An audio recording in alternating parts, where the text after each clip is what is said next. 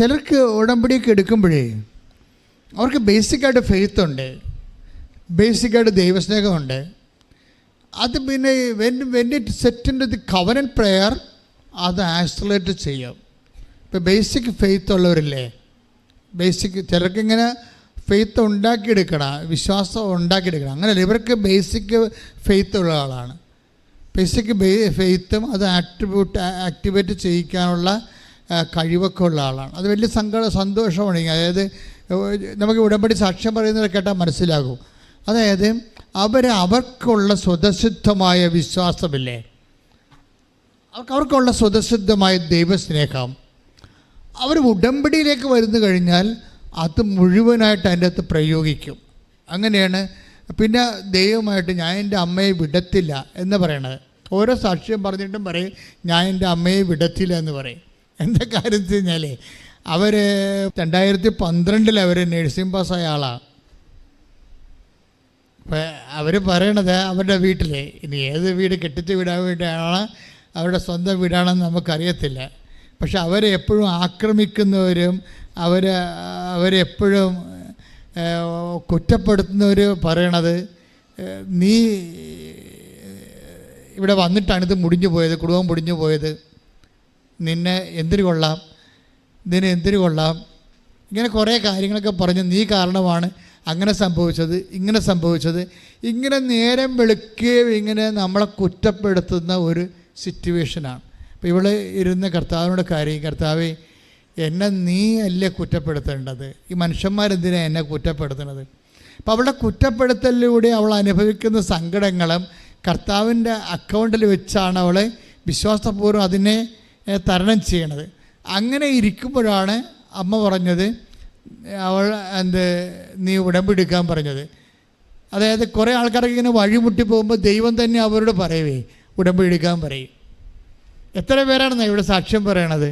അവരുടെ ജീവിതത്തിൽ ഒരു ഇങ്ങനെ വളരെ വല്ലാത്ത മോശം കണ്ടീഷൻസ് വരുമ്പോൾ പരിശുദ്ധ അമ്മ തന്നെ അവർക്കൊരു നോട്ട് കൊടുക്കും ഉടമ്പടി എടുക്കാൻ. അതറിയാമെങ്കിൽ ഈ ദിവസം ഷീജ എന്നും പറഞ്ഞ് സെൻദേവ്, ഷീജ സെൻദേവ് അമ്മയും മകനുമാണ്. അപ്പോൾ അവർ ശ്രീ ചിത്രയിൽ ഒരു ഓപ്പറേഷന് വേണ്ടി ചെന്നിരിക്കുന്നതാണ് ഷീജ. അവരുടെ സാക്ഷ്യം നല്ല രസമാണ് കേൾക്കാൻ. എന്നുവെച്ചാൽ അവരുടെ മകന് ഹൃദയത്തിൻ്റെ അരികിൽ അകത്ത് നെഞ്ചിൻ്റെ ഉള്ളിൽ ഒരു സിസ്റ്റ് വളർന്നു വരുന്നു. അപ്പോൾ അതിൻ്റെ ഫ്ലൂയിഡൊക്കെ ഉണ്ട്, അത് കാരണം ശ്വാസം മുട്ടലുണ്ട്, അത് കാരണം അവൻ മരിച്ചു പോകും. അപ്പോൾ അതുകൊണ്ട് അവന് മേജർ സർജറിക്ക് ഇവിടെ ശ്രീജിത്തിനെ കൊണ്ടുപോയിരിക്കുക. പക്ഷേ ഹൃദയത്തിൻ്റെ ഒരു പ്രധാനപ്പെട്ട ഞരമ്പിൻ്റെ അടുത്താണ് ഈ സിസ്റ്റ് ഇരിക്കുന്നത്. അപ്പം സിസ്റ്റയുടെ തൊട്ട ഹൃദയ ഞരമ്പ് ഛേദിച്ചു പോകും, മരിച്ചു പോകും. അപ്പോൾ കാരണം ഡോക്ടർമാരെ തൊടുന്നില്ല. അതുകൊണ്ട് അവർ പറയണത് ജീവിച്ചിരിക്കണം അത്രയും ജീവിച്ചിരിക്കട്ടെ, അത്രയും നമുക്കവനെ കാണാമല്ല. അവരമ്മയോട് ഇപ്പോൾ ഡോക്ടർമാരൊക്കെ ഇപ്പോഴത്തെ രീതി എന്ന് വെച്ച് കഴിഞ്ഞാൽ നേരെ അവർ പറയും. അതിനകത്ത് എന്ത് ഭവിഷ്യത്ത് വന്നതല്ല, അതിന് വലിയ ഭവിഷ്യത്ത് ഉണ്ടാകാതിരിക്കാൻ വേണ്ടി ഉള്ള കാര്യം ഉള്ള പോലെ പറയാം. അവനെ നിങ്ങൾക്ക് കാണാൻ പറ്റുമല്ല. ഇപ്പോൾ ഈ രോഗത്തിൻ്റെ അവസ്ഥ അതാണ്, ഹൃദയഞരവും മുറിഞ്ഞാൽ മരിച്ചു പോകും. അതുകൊണ്ട് കാണാൻ പണ്ട അത്രയും കാലം കാണ് അമ്മ എന്ന് പറയും. അതുകൊണ്ട് ശ്രീചിത്ര ഇവനെ കൊണ്ടുപോയിരിക്കുകയാണ്. അപ്പോൾ ഇവരിങ്ങനെ സങ്കടപ്പെട്ട് ശ്രീചിത്രയിൽ ഒരു സ്കാൻ ചെയ്യാൻ പറഞ്ഞിട്ട് സ്കാനിങ് റൂമിൻ്റെ പുറത്ത് ഷീജ ഇരിക്കുകയാണ്, മകനകത്ത് സ്കാനിങ്ങിന് വിട്ടിരിക്കുകയാണ്, ഇവർ പുറത്തിരിക്കുകയാണ്. അപ്പോൾ ഒരു ഭാര്യയും ഭർത്താവും വേറെ അവിടെ ഇരിപ്പുണ്ട്, ബ്ലഡ് ക്യാൻസറായിട്ട് മകന്. അപ്പോൾ അവർ സന്തോഷമായിട്ടൊക്കെ ചിരിച്ചൊക്കെ ഇരിക്കുകയാണ്. ഇവളാണെങ്കിൽ ഭയങ്കര വിഷമത്തിൽ വേദനിച്ച് ഇരിക്കുകയാണ്. അപ്പോൾ അവർക്ക് ബ്ലഡ് ക്യാൻസർ ആണെന്ന് ആ സംസാരത്തിൽ നിന്ന് ഇവർക്ക് മനസ്സിലാകും. അപ്പോൾ ഈ ഷീജ ഉടനെ അവരോട് ചോദിക്കും, നിങ്ങളെന്താ ഇത്രയും വലിയ കടുത്ത രോഗം വന്നിട്ട് എന്താ നിങ്ങൾക്കൊരു സന്തോഷത്തായിട്ടിരിക്കണം എന്താ?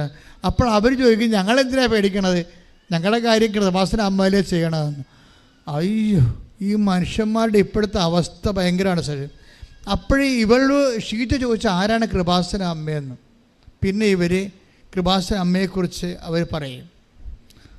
അവർ ഈ ബ്ലഡ് ക്യാൻസറുള്ള മാതാപിതാക്കൾ ഷീജോട് പറയും. അങ്ങനെ ഒരു പത്രം കൊടുക്കും ഉടനെ. പിന്നെ അവർ ഇവിടെ വരും. ഇവിടെ വരുന്ന അവർ ഉടമ്പടിയൊക്കെ എടുത്ത് പോകുമ്പോൾ അപ്പോൾ ഡോക്ടറിൻ്റെ മൈൻഡ് ചേഞ്ച് ആവും. ഡോക്ടർ പറയും, നിങ്ങൾ വേറെ ഒരു സ്പെഷ്യാലിറ്റി ഹോസ്പിറ്റലിലേക്ക് ഞാൻ നിങ്ങളെ അയക്കാം. അപ്പോൾ അവിടെ ചെല്ലുമ്പോഴും ഡോക്ടർ പറയും, ഓപ്പറേഷൻ ചെയ്ത ഹൃദയ ഞരമ്പ് മുറിയും എന്ന് പറയുന്നുണ്ടെങ്കിലും ഈ ഉടമ്പടി തൈലം എപ്പോഴും ഒരു നെഞ്ചത്ത് പുരട്ടി പ്രാർത്ഥിച്ചുകൊണ്ടിരിക്കും. അവരതിന് ഉടമ്പടി തൈലമെന്നല്ല ഷീജ വിളിക്കണത്, വിശ്വാസ തൈലമെന്നാണ് വിളിക്കണത്. ഓരോ മനുഷ്യന്മാരെ വിളിക്കണ വിളിയേ അനുഭവത്തിൽ നിന്നല്ല അവർ വിളിക്കണത്. നമ്മൾ ഉടമ്പടി തൈലം എന്ന് പറയും. അവർ പറയും, ഞാൻ വിശ്വാസ തൈലം. അപ്പം വിശ്വാസമാണ് തൈലമായിട്ട് പെട്ടെന്നാണ് അവൾ പറയണത്.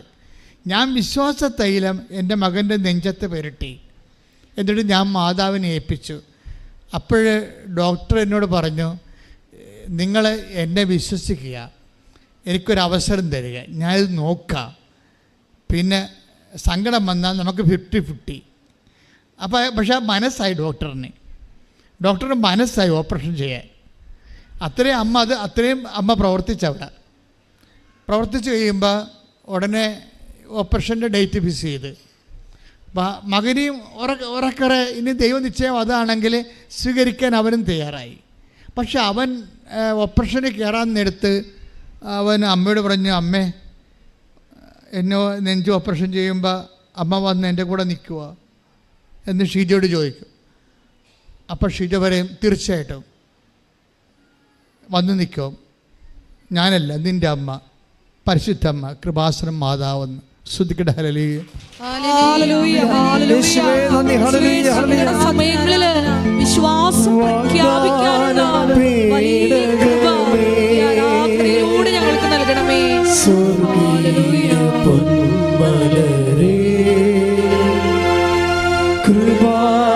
കൃപാസനത്തിൻ്റെ അമ്മേ,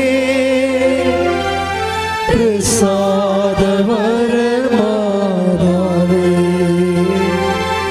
വാഗ്ദാനം പേടകമേ,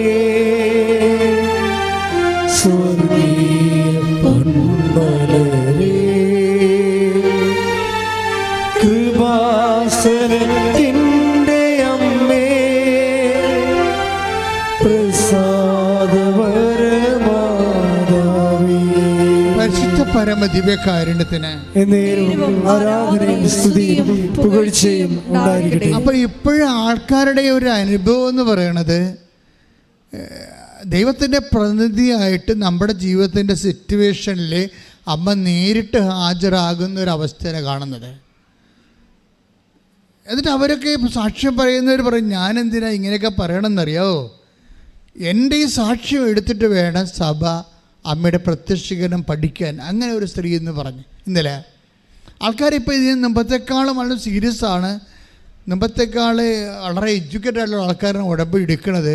അവർക്ക് ഈ വിഷയത്തെക്കുറിച്ചൊക്കെ ഏത്യസ്റ്റായിട്ട് കാര്യങ്ങളെക്കുറിച്ച് അറിയാവർ. കാര്യം കൃപാസന അമ്മയെന്ന് പറയുന്നത് ഫാത്തിമ മാതാവില്ലല്ലോ, അത് വേളാങ്കണ്ണി അമ്മയല്ല, അത് ലൂർദ് മാതാവുമല്ല, പിന്നെ ആരാണ്? കൃപാസന ആൾക്കാർ 2004 ഡിസംബർ 7-ാം തീയതി 2:30 മണിക്ക് ഇവിടെ സമയഘടികാരം നെഞ്ചി ചാർത്തി ദുരന്തമുണ്ടാകാൻ പോകുന്നത് പ്രാർത്ഥിക്കണമെന്ന് പറഞ്ഞുകൊണ്ട് സിൽവർ ഗ്രേയിൽ പ്രത്യക്ഷപ്പെട്ട അമ്മയാണ് കൃപാസന മാതാവെന്ന് പറയണത്. അപ്പോഴേ ദുരന്തമുണ്ടാകാൻ പോകുന്ന പ്രാർത്ഥിക്കണമെന്ന് പറഞ്ഞ മാതാവാണ്. മനുഷ്യൻ്റെ വ്യക്തിപരമായ ദുരന്തമായാലും ശരി, രാജ്യത്തിൻ്റെ ദുരന്തമായാലും ശരി, ലോകത്തിൻ്റെ ദുരന്തമായാലും ശരി, എല്ലാ ട്രാജഡിയും കലാമിറ്റിയും അമ്മ കൈകാര്യം ചെയ്യാൻ വേണ്ടി ദൈവം പ്രത്യേകം അഭിഷേകം ചെയ്ത് നിയോഗിക്കപ്പെട്ട ആളാണ്. അതുകൊണ്ടാണ് ആൾക്കാരുടെ ഓരോ ലൈഫ് സിറ്റുവേഷനിലേക്കും അമ്മ ആളാം പ്രതി കടന്നു വരണത്. പ്രാർത്ഥിക്കുക, അമ്മേ പരിശുദ്ധ അമ്മേ, ദൈവമാതാവേ, എൻ്റെ ദുരന്തപൂർണമായ ശാരീരിക ദുരന്തം, സാമ്പത്തിക ദുരന്തം, വിദ്യാഭ്യാസ ദുരന്തം, ജീവിത പങ്കാളിയെ കിട്ടാത്ത ദുരന്തം, വരുമാനമില്ലാത്ത ദുരന്തം, ശാരീരിക രോഗത്തിന്റെ ദുരന്തം, ജീവിതത്തിന്റെ എല്ലാ ഘട്ടങ്ങളിലുമുള്ള ജീവിതത്തിന്റെ എല്ലാ ഘട്ടങ്ങളിലുമുള്ള വ്യത്യസ്തങ്ങളായ ദുരന്തങ്ങളെ, വീടില്ലാത്ത ദുരന്തങ്ങളെ, ജീവിത പങ്കാളി നഷ്ടപ്പെട്ട ദുരന്തം, എന്റെ മനസ്സിന് വേദന ഉണ്ടാക്കുന്ന എല്ലാ ദുരന്തങ്ങളിലേക്കും ആശ്വാസം പകരാൻ ദൈവത്താൽ നിയോഗിക്കപ്പെട്ട ദൈവമാതാവേ, മാതാവേ, പ്രത്യക്ഷീകരണത്തിന്റെ വലിയ സാക്ഷിയായി എന്നെ ഉയർത്തണമേ.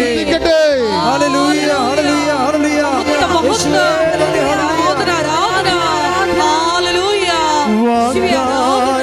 പേടകമേ, സ്വർഗീയ പൊന്മലരേ, കൃപാസനത്തിൻ്റെ അമ്മേ, പ്രസാദവരമാതാവേ, വാഗ്ദാന പേടകമേ, സ്വർഗീയ പൊന്മലരേ, കൃപാസനത്തിൻ്റെ അമ്മേ, പ്രസാദവരമാതാവേ, പരിശുദ്ധ പരമദിവ്യകാരുണ്യത്തിന് ആരാധനയും സ്തുതിയും പുകഴ്ചയും ഉണ്ടായിരിക്കട്ടെ. അപ്പൊ ആൻസി ഇളയാവരുടെ സാക്ഷ്യത്തിൽ ഒരു സാക്ഷിയാണ്. അവരുടെ വീട്ടിലെ അവരുടെ മകൻ പിച്ചും പേയും പറയാൻ തുടങ്ങി. മകനല്ല, ആങ്ങള പിച്ചും പേയും പറയാൻ തുടങ്ങി. അവൻ യൂറോപ്പിൽ വിദേശത്ത് ജീവിക്കുകയാണ്, ജോലി അവിടെയാണ്. ജോലി കഴിഞ്ഞ് വീട്ടിൽ വന്നപ്പോൾ അവൻ സംസാരിക്കണത് ശരിയാകണില്ല. ഓരോ മനുഷ്യൻ്റെ ദുരന്തമേ, സംസാരിക്കണത് ശരിയാകണില്ല. ഒരു ഓർമ്മക്കുറവ് പോലെയൊക്കെ പറയണം. എന്താ വെച്ചാൽ സങ്കടം ഭയങ്കരമാണ്. കല്യാണം കെട്ടിക്കുക കുറേ നാളായി, 10-27 വയസ്സായപ്പോൾ ഇന്ന് വരെ ജീവിത പങ്കാളിക്ക് ഒക്കണില്ല. ഇപ്പം ഇങ്ങനെ നിന്ന് പോകുവാന്ന് വിചാരിച്ചപ്പോഴേ അവൻ്റെ മനസ്സിൻ്റെ സമനില വിട്ട പോലെയൊക്കെ അവൻ സംസാരിക്കണം. നിങ്ങളിതൊക്കെ മനസ്സിലാകുന്നുണ്ടോ? ഇതൊക്കെ ദുരന്തമാണ് ശരിക്കും, എന്തുമാത്രം ദുരന്തമാണ്. അപ്പോൾ പെങ്ങൾക്കത് മനസ്സിലായി. അതായത് ആങ്ങളയ്ക്ക് ജീവിത പങ്കാളിയെ കിട്ടാത്ത, വിവാഹം കഴിക്കാൻ പറ്റാത്തത് കൊണ്ട് അവന് മനസ്സ് വേദനിച്ചിട്ട് അവനിങ്ങനെ സമനില തെറ്റിയ പോലെയൊക്കെ എല്ലാവരോടും എടുത്തു ചാടും, എല്ലാവരോടും കോപിക്കും. തൊട്ടാൽ അവൻ വഴക്കുണ്ടാക്കി അവസാനിക്കത്തുള്ളത്. ഒന്നും പിടിക്കണില്ല, ഭക്ഷണം പിടിക്കണില്ല, വസ്ത്രം തേക്കണ പിടിക്കണില്ല. അപ്പോൾ ഇങ്ങനെ പിടിക്കാതെ വരുമ്പോൾ നിങ്ങൾക്കറിയാം അതാ വിഷയം, അതല്ല വേറെ എന്തോ വിഷയമാണെന്നൊക്കെ മനസ്സിലായി. പക്ഷേ പെങ്ങളത് പെട്ടെന്ന് ക്യാച്ച് ചെയ്ത് അവനെ വിവാഹം കല്യാണം വെക്കാത്ത വന്നു. ഒരു പെണ്ണ് അവനെ പിടിക്കണില്ല, അതാണ് പ്രശ്നം. അവന് പിടിക്കണ പെണ്ണുങ്ങൾ പിടിക്കത്തില്ല. എന്ത് ദിവസം ഇങ്ങനെ നീട്ടിക്കൊണ്ട് പോവുകയാണ്. അപ്പോഴുടനെ ആൻസി പറഞ്ഞു ഉടമ്പടി എടുത്തില്ല. ആൻസി ഉടമ്പടി എടുത്ത കാരണം ആൻസിക്ക് ഒരു ധൈര്യമുണ്ട്. ആൻസി അമ്മയോട് പറഞ്ഞു, അമ്മേ ഇന്ന് അവൻ്റെ അവസ്ഥ കണ്ട, അവൻ പിച്ചിപ്പയും പറയാൻ കണ്ടില്ലേ, അവൻ്റെ സമനില എനിക്ക് സഹിക്കാൻ പറ്റുന്നില്ല. അവൻ നാളെ മറ്റന്നാളാ പോവുകയാണ് ലീവും കഴിഞ്ഞ്. ഇക്കാലം ലീവ് മുഴുവൻ ഇവിടെ നിന്നിട്ട് അവന് പെണ്ണ് കിട്ടിയില്ല, അവൻ പോവുകയാണ്. ഇനി അവൻ എപ്പോൾ വരാനാണ്? വന്നാൽ തന്നെ അവൻ ഇപ്പം തന്നെ ഇത് അവസ്ഥയെങ്കിൽ എന്ത് അവസ്ഥയായിരിക്കും?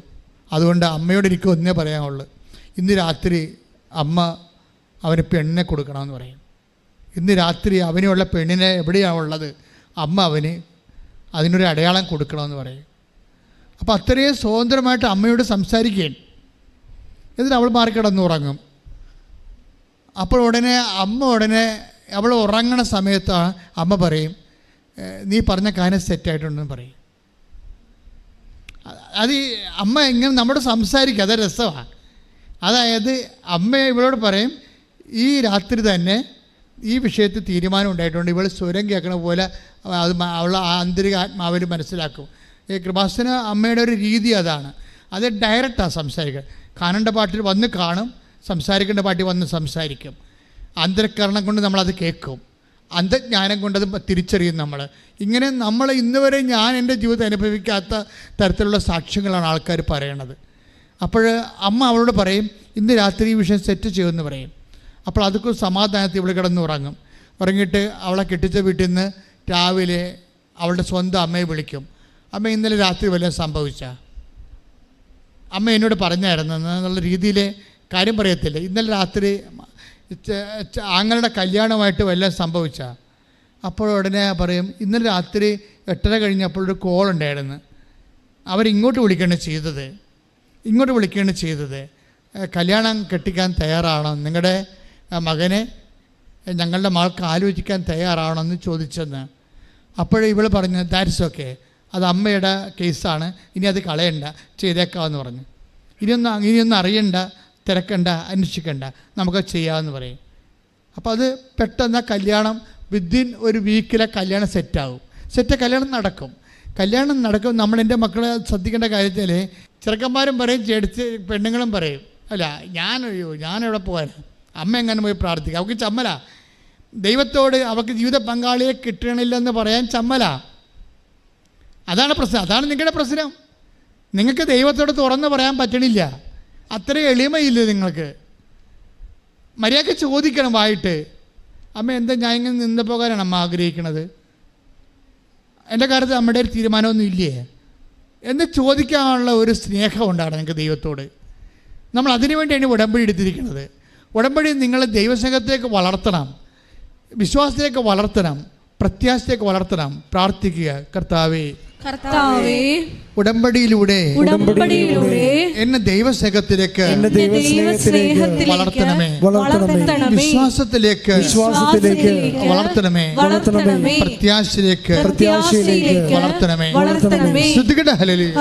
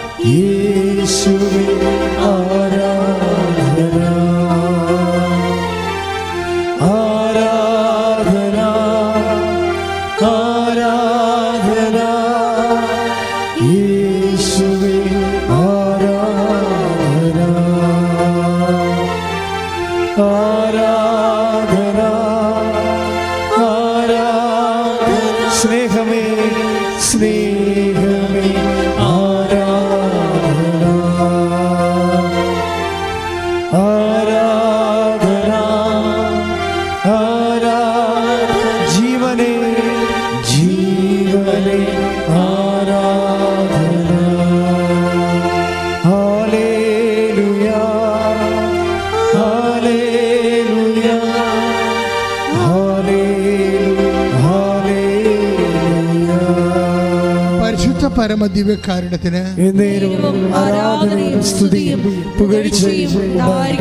അപ്പോഴേ നമ്മളിങ്ങനെ പേഴ്സൺ ടു പേഴ്സൺ ഡയലോഗുകളിലേക്ക് ആണ് നമ്മുടെ സ്പിരിച്വാലിറ്റി ഡെവലപ്പ് ചെയ്ത് വരണത്. ഇതുണ്ട്, ഓരോ വ്യക്തികൾ ദൈവത്തോട് സംസാരിക്കണുണ്ടല്ലേ, അമ്മയോട് തുറന്ന് സംസാരിക്കുകയാണ്. എന്നിട്ട് അവർ തന്നെ സമയം ഫിക്സ് ചെയ്യാൻ, ഇന്ന് രാത്രി അമ്മ ഈ വിഷയം സെറ്റാകണം. അപ്പോൾ എന്നിട്ട് അത് തന്നെയാണ് അവരുടെ വാക്ക് ഏറ്റെടുത്തിട്ടാണ്. നിങ്ങൾക്ക് ഒരു കാര്യം അറിയാമല്ലോ, അമ്മ ദൈവത്തിന് കിട്ടിയ ഒരു അമ്മഭാവമാണ് ശരിക്കും പറഞ്ഞാൽ. പരിശുദ്ധ മറിയം സൃഷ്ടിയാണ്, നമുക്കറിയാം, ദൈവം സൃഷ്ടിച്ച ഒരാളാണ്. പക്ഷേ ദൈവത്തിന് ഇതിലൂടെ കൈവന്ന ഒരു മാതൃഭാവമുണ്ട്, ഭയങ്കര പരിപാലന. ദൈവം അത് അമ്മയിലൂടെ ശരിക്കും നിർവഹിക്കുന്നുണ്ട്. നിങ്ങൾക്കറിയാമല്ലോ ദൈവത്തിൻ്റെ നിലപാട് എന്താ? ദൈവത്തിൻ്റെ നിലപാടല്ലല്ലോ അമ്മയുടെ നിലപാട്, രണ്ടും രണ്ടാ. നിങ്ങൾക്ക് മനസ്സിലായില്ലേ? ദൈവത്തിൻ്റെ നിലപാട് ഭയങ്കര ഉയർന്നൊരു നിലപാടാണ്, അമ്മയുടെ നിലപാട് താഴ്ന്ന നിലപാടാണ്. നിൻ്റെ അവസ്ഥയിലേക്ക് താഴ്ന്നു വരൂ. ദൈവം എന്താ പറഞ്ഞിരിക്കണത്? 12:29 വായിച്ച്, ലൂക്കാന്റെ സുവിശേഷം. ശ്രദ്ധിക്കട്ടെ. Hallelujah hallelujah hallelujah hallelujah hallelujah. യേശുവേ നന്ദി, യേശുവേ സ്തുതി. Hallelujah hallelujah hallelujah hallelujah. യേശുവേ സ്തുതി, ആരാധന. Hallelujah hallelujah hallelujah. ലൂക്ക 12:29. എന്ത് തിന്നുമെന്നോ, എന്ത് തിന്നുമെന്നോ, എന്ത് കുടിക്കുമെന്നോ അന്വേഷിക്കേണ്ട, ആകുലചിത്തരാവുകയും വേണ്ട. ഈ ലോകത്തിന്റെ ജനതകളാണ് ഇതെല്ലാം അന്വേഷിക്കുന്നത്. മനസ്സിപ്പിടിച്ചേ. ലൂക്ക 12:29. എന്ത് പറഞ്ഞ? എന്ത് തിന്നുമെന്നോ, എന്ത് കുടിക്കുമെന്നോ വിചാരിച്ച് ആകുലചിത്തരാകേണ്ട. ആരാണിത് അന്വേഷിക്കണം എന്നാ പറയണത്? ഈ ലോകത്തിന്റെ സന്തതികളാണ് ഇതൊക്കെ അന്വേഷിക്കണം. അപ്പോൾ ഇതെല്ലാം ക്രിസ്തുവിൻ്റെ ഒരു നിലപാട് കണ്ട. ദൈവികമായ നിലപാട് ഉയർന്ന നിലപാടാണ്. ഈ നിലപാടുള്ള ആളിൻ്റെ അടുത്ത് എന്നിട്ടാണ് പറയണത് അവർക്ക് വീഞ്ഞില്ലെന്ന്. മനസ്സിലായില്ലേ? ഈ നിലപാട് എന്താണ്? എന്ത് തിന്നുമെന്നോ എന്ത് കുടിക്കുമെന്നോ ചിന്തിച്ച് ആകുലപ്പെടേണ്ട. പിന്നെ ആരാണത് അന്വേഷിക്കണത്? ഈ ലോകത്തിൻ്റെ സന്തതികളാണ്. അപ്പോൾ എന്താണ്? അമ്മ ഈ ലോകത്തിൻ്റെ സന്തതിയായിട്ട് താന്നുകൊണ്ടാണ് നമുക്ക് വേണ്ടി അഡ്വക്കേറ്റ് ചെയ്യണത്. അത് മനസ്സിലായില്ലേ? അതായത് നിങ്ങളിത് കൃത്യമായിട്ട് മനസ്സിലാക്കണം. ദൈവികമായൊരു നിലവാരമെന്ന് പറയുന്നത് ദൈവത്തിൻ്റെ നിലപാട്.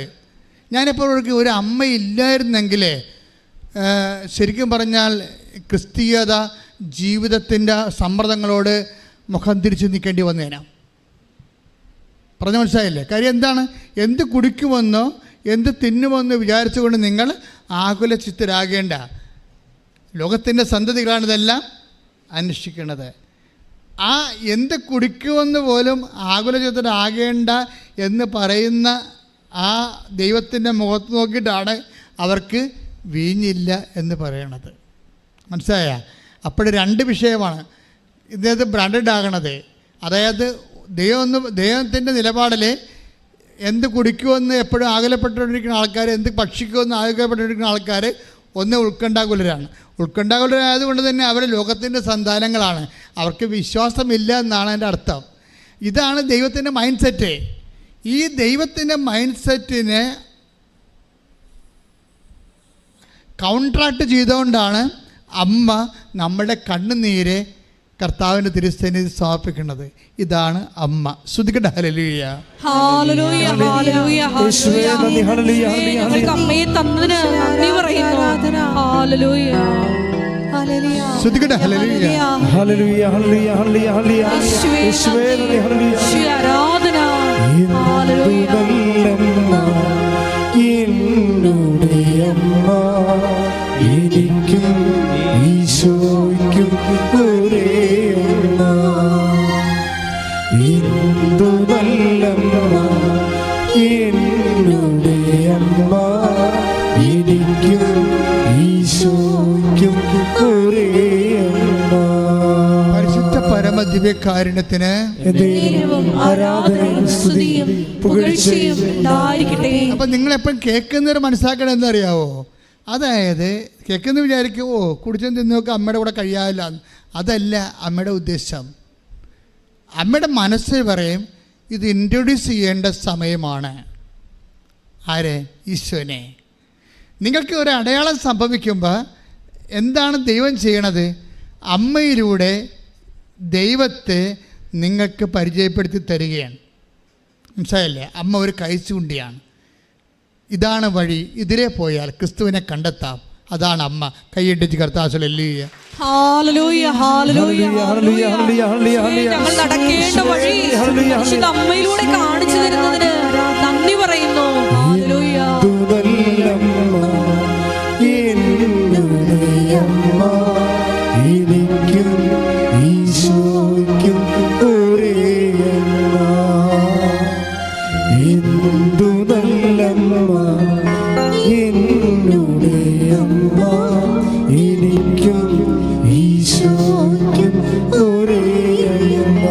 പരിശുദ്ധ പരമദിവ്യകാരുണ്യത്തിന് ആരാധനയും സ്തുതിയും പുകഴ്ചയും ഉണ്ടായിരിക്കട്ടെ. ഉടമ്പടി എടുത്തു കഴിഞ്ഞപ്പോൾ ആൻസിയോട് പറഞ്ഞു, ഇപ്പം ആങ്ങളുടെ കല്യാണം നടന്നല്ലോ. ഇപ്പം ആൻസി വളരെ അഭിഷിക്തയായിട്ട് നിൽക്കുകയാണ്. ആൻസിയോട് ആരോ പറഞ്ഞു, കൂട്ടുകാരത്തി പറഞ്ഞു, ആൻസി നീ IELTS എഴുതണില്ലേ എന്ന് ചോദിച്ചു. അപ്പോൾ എന്തുമാത്രം ഗ്യാപ്പാണെന്ന് നോക്കിയേ. 12 കൊല്ലമായി ഗ്യാപ്പ്. 2012 നഴ്സിംഗ് പാസ് ഔട്ട് ചെയ്ത ആളാണ്. ജീവിതം തീർന്ന്. ഇപ്പം ആരാണ്ട് വന്ന് ചോദിക്കുകയാണ്. എന്താ ചോദിക്കണേ? കൂട്ടുകാർ ചോദിക്കുകയാണ്, ആൻസി IELTS എഴുതണുണ്ടോ?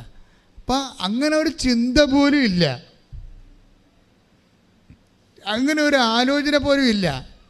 ആ ഫീൽഡ് വിട്ടതാണ്, ആ ഫയൽ ക്ലോസ് ചെയ്തതാണ്.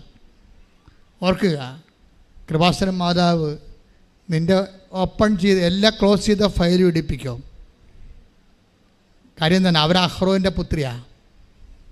അഹ്റോൻ്റെ നമുക്കറിയാമല്ലോ, ഒരു പച്ചത്തിരി ഇതിനകത്തുണ്ടല്ലോ ഇല്ലേ? ഉടമ്പടിയിൽ ഒരു പച്ചത്തിരിയുണ്ട്. അതെന്താണ്? പ്രളയം കഴിഞ്ഞു എന്ന് നിങ്ങളോട് പറയുകയാണ്. പച്ചത്തിരി നിനക്ക് തരുമ്പോൾ എന്താണ് കൃപാസനം അമ്മ നിന്നോട് പറയണത്? മകളെ, മകനെ, നിൻ്റെ ജീവിതത്തിൽ പ്രളയം കഴിഞ്ഞു. ബൈബിളിൽ പ്രളയം കഴിയുമ്പോഴല്ലേ, കര തെളിയുമ്പോഴല്ലേ ഒരുവിൻ്റെ കൊമ്പും കൊത്തിക്കൊണ്ട് പ്രാവ് വരണത്. അത് പച്ച നിറമാണ്. കൈയിട്ടിച്ച് കർത്താസലല്ലേ.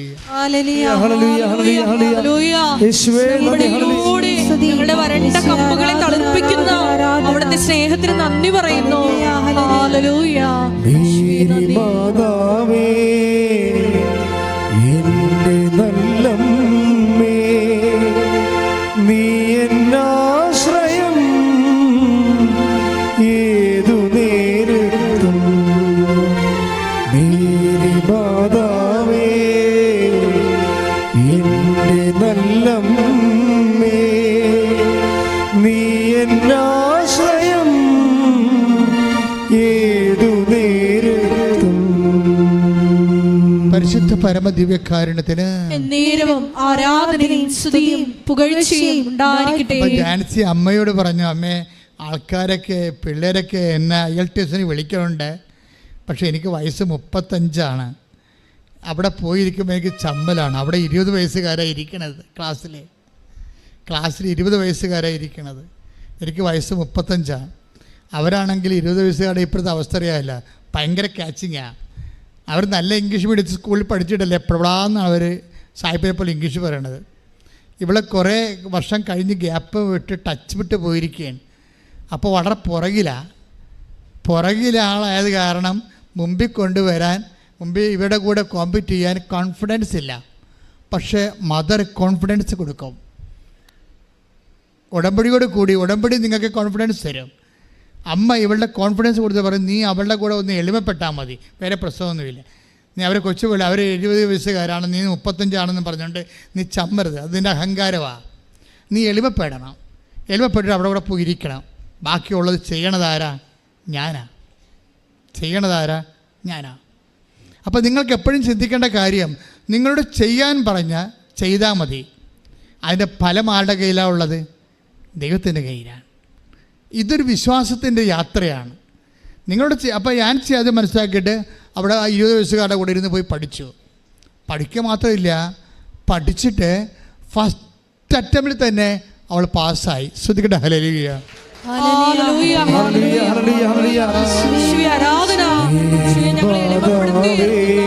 അവിടുത്തെ കാരണത്തിന് നന്ദി പറയുന്നു. നീ എന്നാശ്രയം ഏതു നേരത്തും. മേരി മാതാവേ, എന്റെ നല്ലമ്മേ, നീ എന്നാശ്രയം ഏതു നേരത്തും. പരിശുദ്ധ പരമദിവ്യകാരുണ്യത്തിന് ആരാധനയും സ്തുതിയും പുകഴ്ചയും ഉണ്ടായിരിക്കട്ടെ. അമ്മ നമ്മുടെ ജീവിതമാണ് നോക്കുന്നത്. മനസ്സിലായില്ലേ? നിൻ്റെ ജീവിതം, നിൻ്റെ അവസ്ഥ, നിൻ്റെ കണ്ണ് നിറയുന്നുണ്ടോ? നിൻ്റെ കൺകോളിൽ ഒളിച്ചിരിക്കുന്ന കണ്ണുനീര് കാണുന്ന അമ്മയുടെ സൗഹൃദമാണ് നമുക്ക് ഉടമ്പടി നൽകണത്. അതുകൊണ്ടാണ് എൻ്റെ മക്കളോട് ഞാൻ പറയുന്നത്, നിങ്ങൾ അമ്മയെപ്പോലെ വിശ്വാസത്തിലും പ്രത്യാശയിലും ദൈവസ്നേഹത്തിലും ഉടമ്പടിയിൽ അങ്ങ് മുഴുകണം. അങ്ങനെ മുഴുകിയ ദൈവം ഓൺലൈനാണ്. ആൻസി പരീക്ഷയൊക്കെ പാസ്സാക്കി കഴിഞ്ഞിട്ട് എൻ്റെ അടുത്ത് വരും. ഇവിടെ എല്ലാവരും പ്രാർത്ഥിക്കുമല്ലോ, IELTSകാരെയും വിസ വരാത്തവരെയും ഓഫർ ലെറ്റർ വന്നവരെയും പൈസ കൊടുത്തവരെയും പ്രതിസന്ധിയിലായവരെയും എല്ലാവരെയും നേരത്തെ പ്രാർത്ഥിക്കുക. ഇപ്പം ആൻസി പറയണത്, ആൻസിയുടെ തലയെ കൈ വെച്ചിട്ട് ഞാൻ ഇവരുടെ പാസ്പോർട്ട് കൊണ്ട് അമ്മയെടുത്ത് കൊടുക്കും. പാസ്പോർട്ട് കൊടുക്കുമ്പോൾ അമ്മ 4 എന്ന് എന്നോട് പറയും. അപ്പം ഞാൻ ഇവിടെ വന്നിട്ട് പറയും, ആൻസി 4:14 അമ്മ പറയുന്നുണ്ട്. അപ്പോൾ കുഴപ്പമുള്ള കേസല്ലേ ഇത്, നീ വെയിറ്റ് ചെയ്യാൻ പറഞ്ഞു. ഞാൻ പ്രാർത്ഥിച്ച് 4:14 എന്ന് അമ്മ പറയുന്നുണ്ട്. അപ്പോഴത് അവളത് അമ്മ പറയാതെ വിശ്വസിച്ചോ. നമുക്കറിയാം, ഇവിടെ വെക്കുമ്പോൾ നമുക്ക് മനസ്സിൽ കർത്താവ് എനിക്കൊരു ബോധ്യം തരും. അപ്പോൾ ഞാനത് അവരോട് പാസ് ചെയ്യും. അപ്പോൾ 4:14 അമ്മ പറയുന്നുണ്ട്, വെയിറ്റ് ചെയ്യാൻ പറയും. അപ്പോൾ എന്താ വെച്ചാൽ പൊട്ടക്കേസല്ലേ ഇത്, നിങ്ങൾക്ക് വെയിറ്റ് ചെയ്യാം. അപ്പോൾ തന്നെ 4-ാം മാസത്തിൽ അവൾ കയറിപ്പോയി. ശ്രദ്ധിക്കട്ടെ. Hallelujah. Hallelujah. Hallelujah. Hallelujah. Hallelujah.